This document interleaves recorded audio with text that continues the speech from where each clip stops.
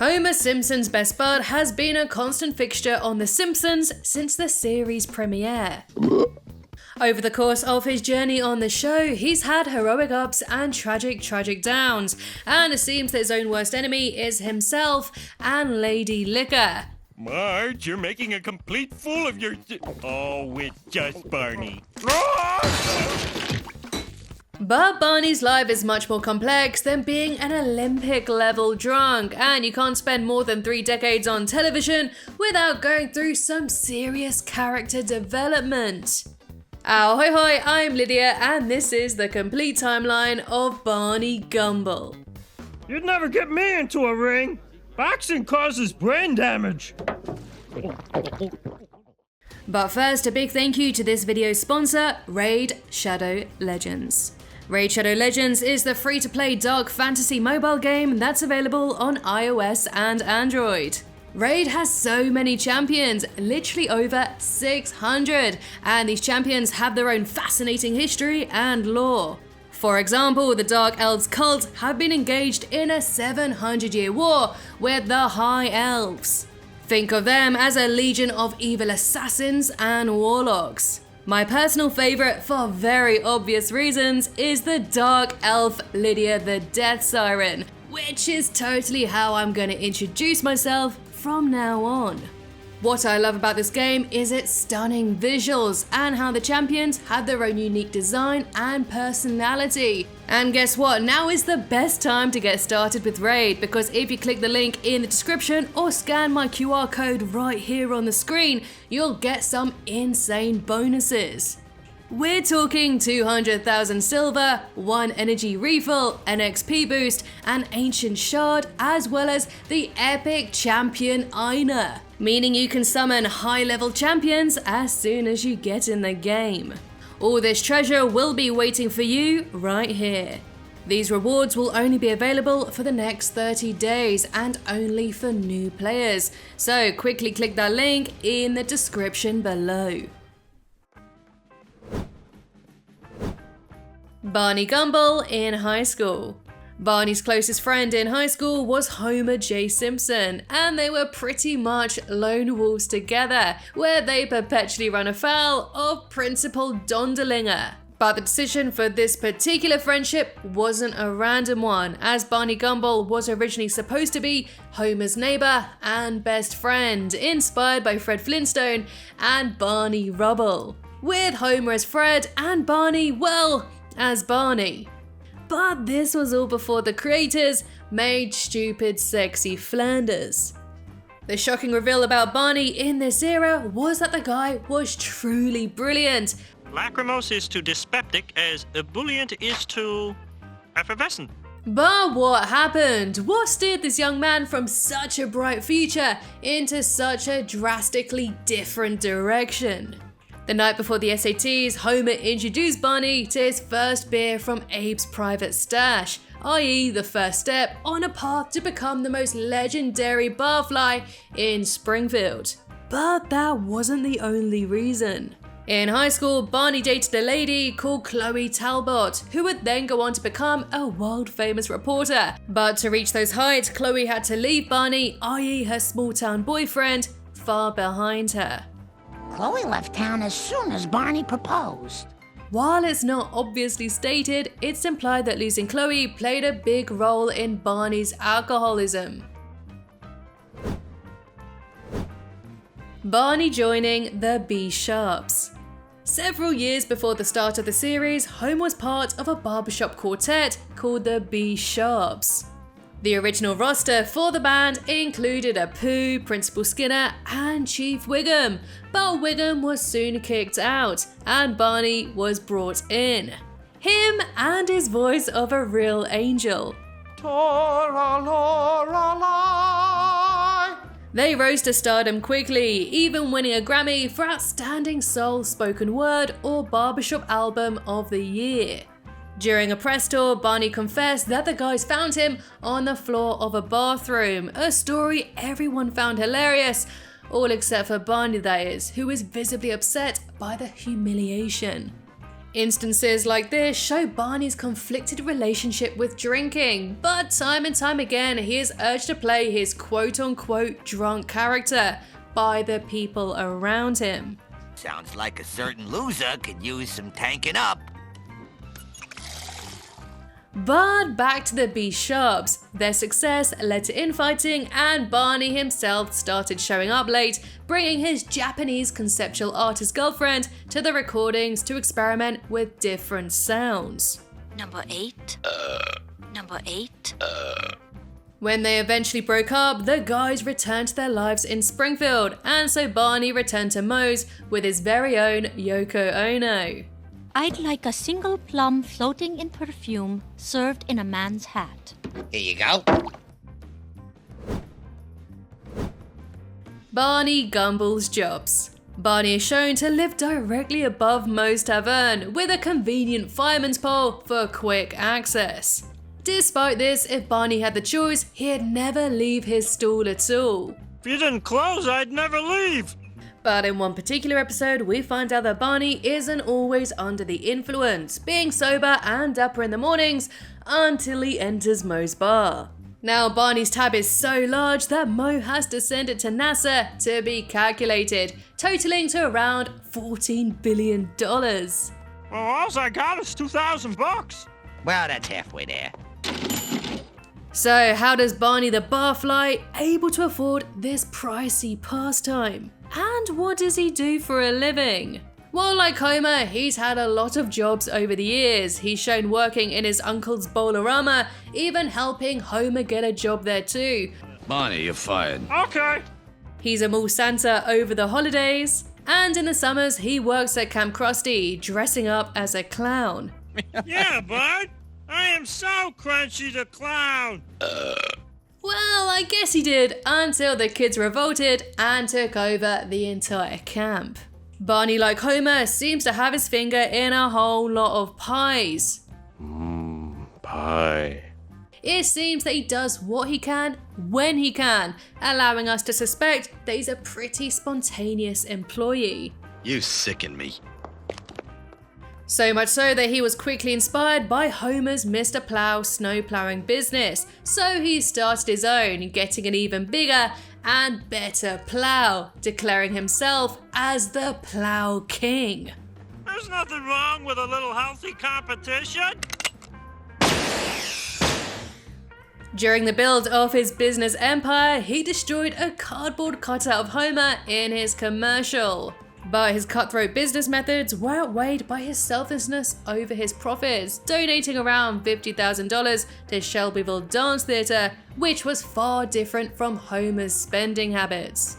Their business rivalry heated when Barney became more popular than Homer, so Homer tricked Barney into venturing to the top of a mountain during a blizzard, where he got caught in an avalanche. Thankfully, Homer saved his trapped friend and agreed to become business partners, but God put a pin in that plan, melting the snow. It's safe to say that all of his jobs were pretty short-lived, so I firmly believe that Barney makes most of his money by selling his sperm at the local donor bank. He's donated his little Barney so much the town is practically crawling with his offspring.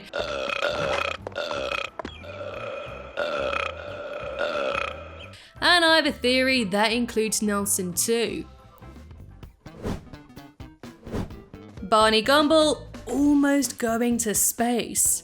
One of Barney's greatest achievements was almost going to space. When NASA decided to send an average person on the ride of a lifetime, they narrowed their search down to Homer or Barney. I guess the average for NASA is one step up from a monkey. However, Barney excelled everyone's expectations after having a detox that revealed his true potential, maybe the guy that we saw back in high school. He was now intelligent and very athletic, and so Barney was chosen to be their astronaut until they toasted with champagne, causing Barney to relapse and steal a jetpack. I don't understand it. That was non-alcoholic champagne. Barney Gumble, a respected auteur. You don't get many tourists in Springfield nowadays, and it's becoming an ongoing issue. You could blame the nuclear activity or the fact that no one actually knows what state Springfield is in. Springfield, eh? What state? I can't imagine we're allowed to say. Still, the townsfolk have tried more than a few ideas over the years to try and rake in some tourism moolah. One such ploy was to throw a film festival featuring the critic himself, Jay Sherman, from the show called, you guessed it, The Critic. By the end of the episode, there's the shocking revelation that the winning filmmaker was none other than Barney Gumble, despite Homer appreciating the talents of Mole Man more. This contest is over. Give that man the $10,000. Barney's picture was a stunning self-portrait of a man stuck in a prison of his own creation. It was a tour de force that took an unflinching look at Barney's alcoholism. Don't cry for me. I'm already dead. This masterpiece, alongside his incredible singing talent, shows the gentle artist that lives inside his bolshy exterior. He has the soul of a poet. You're very kind. Excuse me, did something crawl down your throat and die? It didn't die.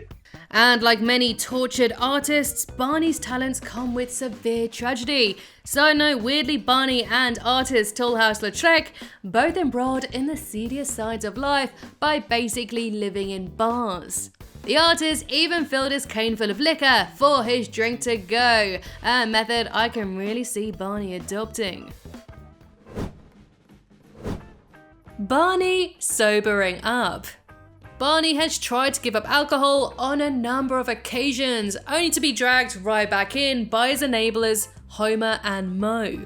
We've discussed his tried and failed attempts of becoming an astronaut, but there was also a time he was named designated driver, and the last temptation of Duffman made him seriously miserable. I'm the designated driver. This misery of forced sobriety resulted in Barney suffering some kind of induced mental breakdown, disappearing with Homer's car and abandoning it in New York City during a wild bender. All I remember about the last 2 months is giving a guest lecture at Villanova. There have been times where Barney has chosen to be sober all on his own. When celebrating his birthday, his friend showed him a tape of his party, which he had no knowledge of. Precious alcohol soaking into shag. Oh.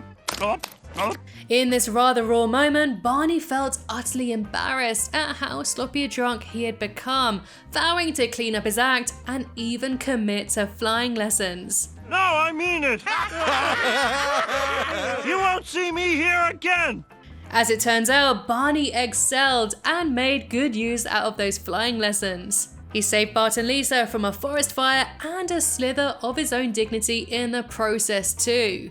He also helped out Homer's paparazzi career in obtaining wedding-ruining photos of Rainier Wolf Castle.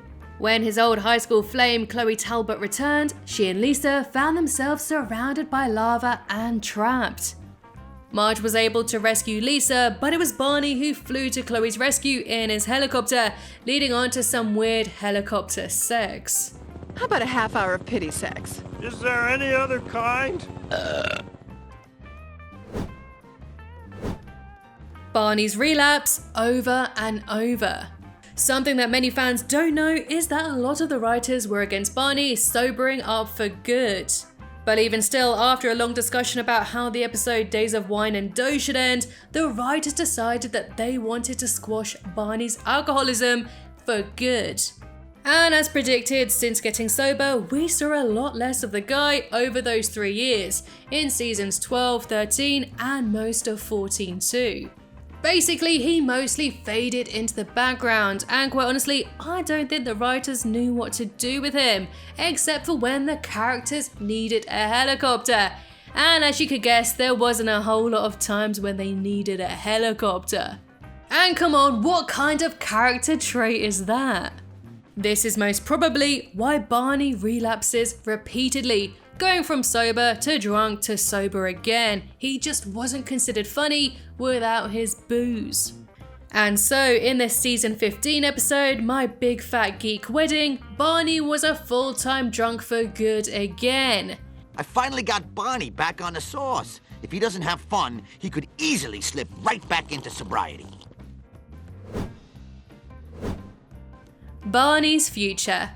Now, this is the part of the video where we take a fun look at the non-canon future episodes and see what our favourite characters get up to. But unfortunately, Barney's future is pretty tragic. Every time we see him, he's always just chilling at the bar. Whether it's to boo Bart and Ralph off stage at Nelson's dive bar, or chilling with Homer at Moe's. But overall, I think that this is a darn shame. Each stage of Barney's life from childhood to sobering up showed his natural talent in all pursuits. Academia, singing, space travel, filmmaking, and operating aircraft. There could have been so much more to Barney to becoming a lonely drunk barfly forever. I mean, come on, Moe even has his own clone best bud. Who's Barney got? Since relapsing again, Barney hasn't been the key player he used to be. He doesn't even feel like one of the guys anymore, and he certainly doesn't have a spotlight in recent seasons. He's just kind of there, not really contributing much outside the occasional burp, and he's just about as useful as that jar of pickled eggs. He's obviously a talented guy who is his own worst enemy, but we can't deny that this short film is one of the most iconic segments in the entire franchise. And there we have it, folks. That is the complete timeline of Barney Gumble so far, and I really hope they do something more with him.